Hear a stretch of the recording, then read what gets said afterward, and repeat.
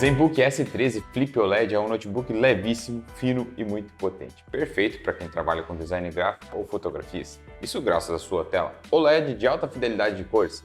Mas a minha pergunta é, você compraria um notebook OLED com uma tela que dobra por R$16.000? A Asus acha que sim.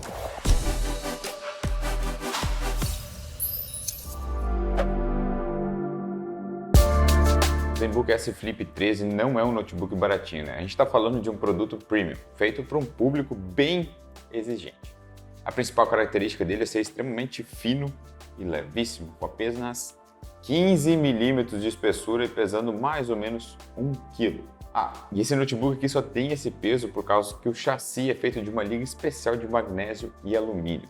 Mas o principal diferencial dele para os outros modelos da Asus são as dobradiças aqui, que permitem que o Note fique completamente dobrado como se fosse um tablet. Exatamente. Ele não chega a ser uma tela dobrável ao meio igual um Samsung Flip, mas usando a criatividade a gente pode encontrar formas interessantes de utilizar o notebook, como vocês estão vendo aí na tela.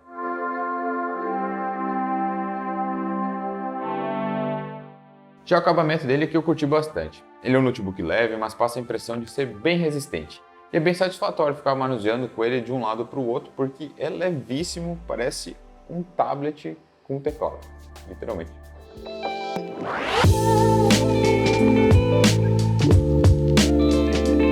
E o principal atrativo desse notebookzinho aqui é essa tela. Simplesmente é o melhor painel que eu já vi em um notebook. A gente está falando de uma tela OLED touchscreen de 13.3 polegadas com resolução 2.8K e 60 Hz na taxa de atualização. Essa tela é tão boa que mesmo comparado com a tela do Avel A70 Hybe, a gente conseguiu notar a diferença. E olha aqui, a tela da Avel é o melhor painel LCD que a gente já testou por aqui também. A diferença principal está no nível de brilho. Com o HDR ligado, o painel OLED consegue iluminar os pixels com muita intensidade. E também consegue apagá-los completamente, deixando o painel completamente escuro quando necessário. Claro que a tela do notebook da Avel também é ótima, a gente elogiou bastante lá no nosso review, mas a gente não tem como negar que o melhor painel IPS não consegue competir com esse painel OLED aqui. A tela desse notebook aqui é um painel oficialmente validado pela Pantone e possui fidelidade de cores de 100% DCI P3, ou seja, é uma tela perfeita para você trabalhar profissionalmente com tudo que envolve imagem, seja fotografia ou design gráfico, inclusive alguma coisa de edição de vídeos. A gente tem conexões aqui, exatamente. Nesse padrão de notebooks ultra fino, a gente fica bem limitado nas entradas, tá? O ZenBook aqui, ele tem duas entradas USB-C, um conector áudio P3 e uma entrada USB 3.2 também do tipo C, compatível com display e alimentação. Nas conexões nós temos Wi-Fi 6, Bluetooth 5 e também tem Alexa nele, veja só. Realmente a gente não tem espaço aqui para muita entrada de rede, mas poxa, sem HDMI, nem ao menos uma USB-A também. E por causa dos poucos milímetros, o ZenBook 13 Flip abre mão de duas entradas que, na minha opinião, são bem importantes. Para resolver isso, a gente pode usar um adaptador como esse aqui da Bezos. Eles enviaram para cá já tem um tempão e a gente nunca conseguiu testar ele muito bem, já que a gente não tinha um MacBook em mãos, pois ele se conecta exatamente numa porta MacBook. Mas o S13 Flip tem as duas entradas USB-C na mesma distância que o Mac. A gente conseguiu então utilizar esse adaptador. Eu utilizei ele o tempo todo aqui para review, para conectar o pendrive, HD externo, monitor e funciona muito bem. Eu vou deixar um link aí na descrição para você comprar se quiser. Agora, não adianta nada ter uma tela boa dessas aqui se o hardware não acompanha, não é mesmo? Mas pode ficar bem tranquilo. A gente tem um Intel Core i7 1260p com 4 núcleos de performance e 8 de eficiência. Na memória RAM são 16 GB DDR5 com clock de 5.200 MHz. Já em armazenamento a gente tem um SSD NVMe extremamente rápido da Samsung com 500 GB de capacidade. Uma das características que todos os notebooks ultra fino têm em comum é a ausência de uma placa de vídeo dedicada. Essa é uma limitação imposta pelas leis da física, não é mesmo? A própria estrutura do notebook simplesmente não tem espaço para a gente acomodar uma placa de vídeo dedicada.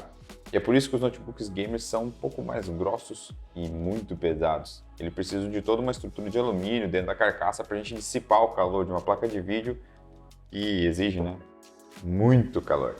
Então, o ZenBook usa próprios gráficos integrados do processador e esse é o maior fator limitante da performance dele, já que sem placa de vídeo fica meio que impossível a gente rodar os games mais modernos.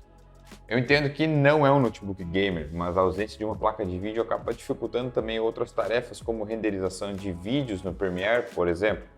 A gente testou ele, um render em 4K, e ele saiu muito mal. Demorou 18 minutos para renderizar um vídeo teste que a gente tem de 5 minutos aqui.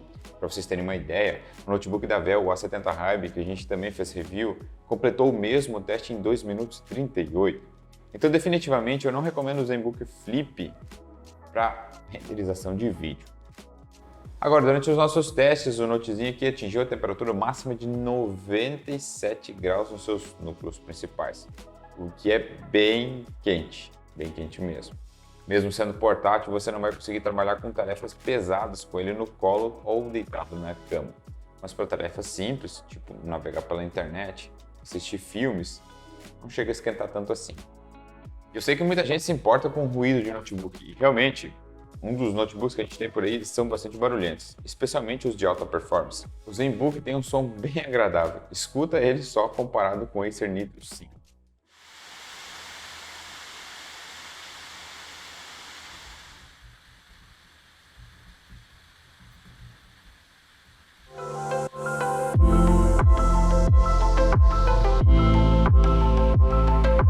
Te falar que eu não curti muito a sensação de digitar nele.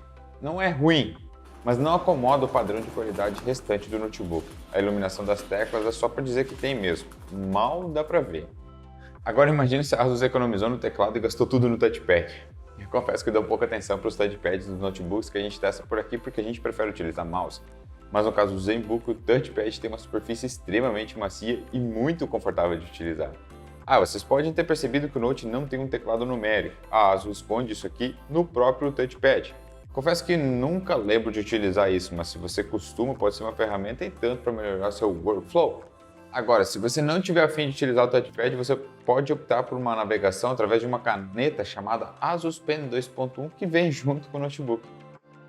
Mas esse Note tem algo que me deixou bem surpreso, a duração da bateria. Ele tem uma bateria bem grande, são 67 watts-hora, o que em si já é anormal para um notebook tão fino como esse.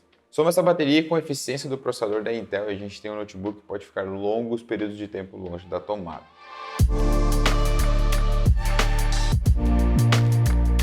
Aí pessoal, eu estou gravando aqui com a webcam Full HD do ZenBook. Ele tem 4 microfones, 2 na frente e 2 na parte de trás. A qualidade de imagem e o som são vocês que vão dizer aí se presta ou não. Na minha opinião, é bom o suficiente para quebrar um galho em videoconferência e chamadas. Mas ainda assim eu recomendaria um bom headset para você conseguir utilizar bem nas suas chamadas, com mais clareza e claro uma webcam externa também. Apesar de o notebook ser ultra fino, o som dele é super potente. A profundidade e clareza do áudio não chegam a impressionar, vai lá. Já que a própria estrutura física dos notebooks ultra finos não vão conseguir te proporcionar um som bem grave, né? Mas mesmo assim, o volume impressiona. Escuta aí.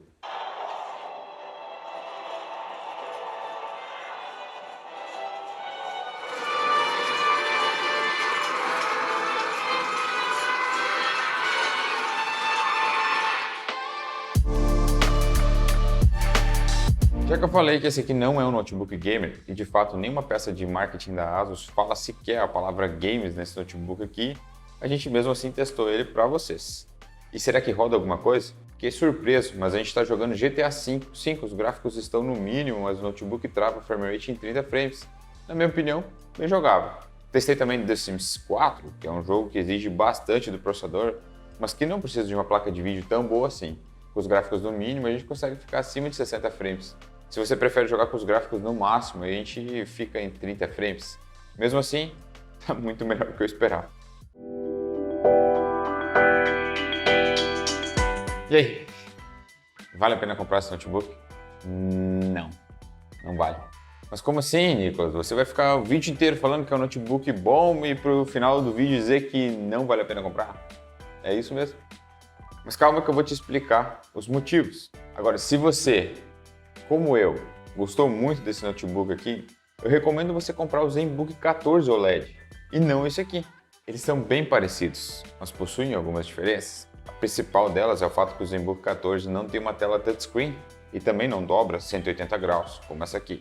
Fora isso, eles são praticamente iguais. O ZenBook 14 é até melhor em alguns aspectos. Ele tem o dobro de armazenamento interno, possui as entradas USB-A e HDMI e você não precisa de um adaptador. A questão é que o nosso ZenBook 13 Flip está custando cerca de R$16.000 no momento aqui no Brasil, quase o dobro do valor do ZenBook 14. Por essa diferença de preço não faz sentido nenhum você levar o ZenBook 13 Flip para sua casa, mesmo que for utilizar caneta e função de dobrar a tela. A diferença desse valor é absurda por essas funcionalidades que eu confesso que vou utilizar muito pouco. Se você estiver à procura de um bom notebook ultra fino, mais aí custo-benefício, dê uma olhada então no LG Gran, que a gente já testou por aqui. Obviamente ele é pior que o ZenBook em tudo, tem menos memória RAM, tem metade de armazenamento, um processador mais fraco, a tela não é OLED, mas mesmo assim é um ótimo notebook grande, de até 17 polegadas. Se não é o seu interesse por jogos, e precisa muita portabilidade, não quer gastar tanto, dá uma olhada, tem link aí na descrição e também aqui no card. E por hoje era isso, pessoal. Deixa aí abaixo a sua opinião sobre o preço desses notebooks ultra finos que estão estrondosos. Será que vale a pena pagar tanto assim para ter portabilidade extra? Vou ficando por aqui, grande abraço, até o próximo vídeo.